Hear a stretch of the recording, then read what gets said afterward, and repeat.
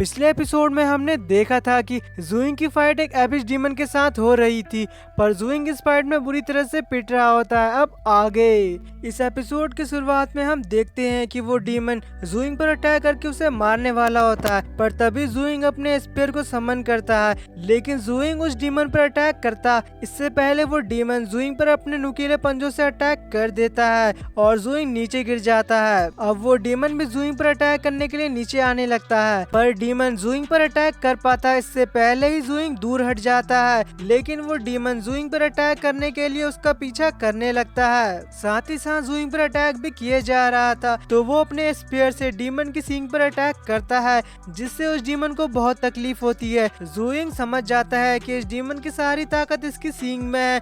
इसके बाद जूइंग दोबारा उस डीमन की सींगों पर अटैक करता है। ये देखकर मास्टर क्यूबाई कहते हैं कि आखिर जूइंग को इस डीमन की कमजोरी मिल ही गई। इस पर युवान कहता है अगर जूइंग इस डीमन की सींग को तोड़ दे तो यह डीमन मारा जाएगा। मास्टर कहते हैं कि डीमन की सींग को तोड़ना इतना भी आसान नहीं है। उस डीमन की हीलिंग एबिलिटी उसकी सींगों को बहुत जल्दी हील कर देती है। इसके बाद हम जूइंग को देखते हैं, वो dragon God magic seal technique का यूज करने लगता है, जिसे देखकर एल्डर साहब कहते हैं कि जूइंग वाकई में एक जीनियस है। इसने सही वक्त के लिए इस टेक्निक को छिपा कर रखा था। अब जूइंग की यह टेक्निक देखकर सभी लोग जूइंग के लिए चेयर अप करने लगते हैं। एक बंदा पूछता है कि आखिर ये dragon God magic seal technique क्या है, तो दूसरा बंदा उसे बताता है कि ये टेक्निक बहुत ही कमाल की है। जूइंग इस टेक्निक से उस डीमन की हीलिंग एबिलिटी को सील कर देगा, जिसकी वजह से वो डीमन अपने आप को हील नहीं कर पाएगा और जूइंग उस डीमन को बड़ी आसानी से मार सकता है। इसके बाद हम जूइंग को देखते हैं, वो उस डीमन की हीलिंग एबिलिटी को पूरी तरह से सील कर देता है और फिर अपने एंशिएंट गॉड ब्लड को भी एक्टिवेट कर लेता है और अपनी पूरी ताकत लगाकर वाटर ड्रैगन और फायर ड्रैगन से डीमन की सींग पर अटैक करता है और उस डीमन की सींग टूट जाती है। इस डीमन की सारी ताकत उसकी सींग में थी, तो सींग टूटने की वजह से यह डीमन भी मारा जाता है। इसके बाद यह अनाउंस कर दिया जाता है कि जूइंग ने अपना 10th मैच भी जीत लिया है और लड़कियां तो यहाँ जूइंग के प्यार में बेहोश हुए जा रही थी। कुछ लोग तो यकीन ही नहीं कर पा रहे थे कि जूइंग ने एबिश डीमन को मार दिया है। तभी यहाँ पर अनाउंस किया जाता है कि जूइंग का अगला मैच कुछ देर बाद गॉड वॉरियर के साथ होगा। गॉड वॉरियर का नाम सुनते ही सभी लोग हैरान हो जाते हैं। एक बंदा पूछता है कि ये गॉड वॉरियर आखिर कौन है, तो दूसरा बंदा बताता है कि ये वर्ल्ड गॉड रेल्म के योद्धा हैं। ये बहुत पावरफुल होते हैं और ये सिया फैमिली के लिए काम करते हैं। कहा जाता है कि ये हजारों सालों से फायर पैलेस को प्रोटेक्ट करते आ रहे हैं और पिछले कई हजार सालों में इन वॉरियर को किसी ने नहीं देखा। इसके बाद हम फायर पैलेस का सीन देखते हैं। यहाँ सभी एल्डर जूइंग के बारे में बातें कर रहे होते हैं। इनमें से एक एल्डर कहता है कि हमने सोचा नहीं था कि जूइंग 9th मैच जीतकर इतने आगे आ जाएगा। तभी दूसरी एल्डर कहती है कि जूइंग के अगले मैच के लिए हमें किस गॉड वॉरियर को भेजना चाहिए। इसके बाद एक एल्डर कहता है, क्या तुम्हें वो वॉरियर याद है जो हजारों साल पहले इस कंपटीशन में 10th मैच जीत गया था, जिसका नाम सान किंगयान था और 10th मैच जीतने के बाद उसे अपनी पावर पे बहुत घमंड हो गया था। इस वजह से वो हमेशा अपने ताकतवर लोगों के साथ फाइट किया करता था और बहुत ही यंग एज में वह मारा गया। और जूइंग भी उसी की तरह एक जीनियस है और हम नहीं चाहते कि जूइंग का हाल भी सान किंगयान की तरह हो। इसलिए वो एल्डर एक ताकतवर वॉरियर को भेजने का डिसाइड करते हैं ताकि वो जूइंग को हरा सके, क्योंकि अगर जूइंग अपना 10th मैच भी जीत गया तो शायद उसे अपनी पावर पे घमंड हो सकता है और एल्डर नहीं चाहते कि फिर से वो एक जीनियस को खो दे।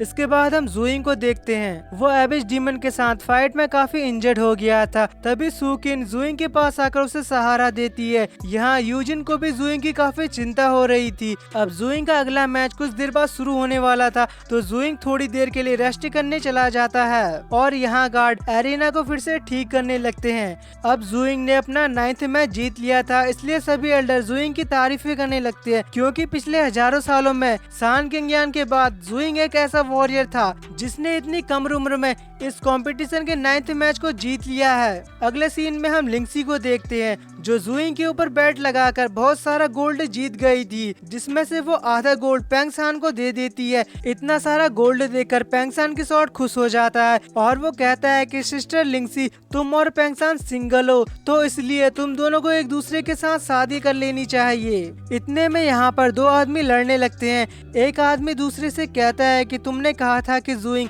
8 में से ज्यादा नहीं जीत सकता, इसलिए मैंने अपना सारा पैसा जुइंग की हार पर लगाया था, तुम्हारी वजह से मैं अपना सारा पैसा हार गया। इस पर वो दूसरा बंदा कहता है कि मैंने तुमसे नहीं कहा था कि मैं जहाँ पैसे लगा रहा हूँ तुम भी वहीं पैसे लगाओ। तभी लिंगसी उन्हें रोकते हुए कहती है कि तुम्हें इस तरह से नहीं लड़ना चाहिए, हार जीत तो बस चलती रहती है। और फिर वो अपना सारा गोल्ड लेकर यहाँ से जाने लगती है। पर तभी उसे यहाँ पर कुछ लोग रोकते हुए कहते हैं कि तुम्हें आगे और भी खेलना चाहिए, इससे तुम और भी ज्यादा पैसे जीत सकती हो। अब उन लोगों के काफी बोलने के बाद लिंगसी मान जाती है और अपना सारा गोल्ड जुइंग के ऊपर लगा देती है। अगले सीन में हम जुइंग को देखते हैं जो फाइट करने के लिए बिल्कुल रेडी था, पर जुइंग की जिस वॉरियर के साथ फाइट होने वाली थी वो अभी तक जुइंग के सामने नहीं आया था। अब सभी लोग कहने लगते हैं कि वो गॉड वॉरियर कहाँ है जिसकी जुइंग के साथ फाइट होने वाली है। सभी लोग इस फाइट का बेसब्री से इंतजार कर रहे थे। अब जुइंग कहता है कि सीनियर, मैं जानता हूँ कि आप यहीं हैं, तो कृपया मेरे सामने आ जाइए।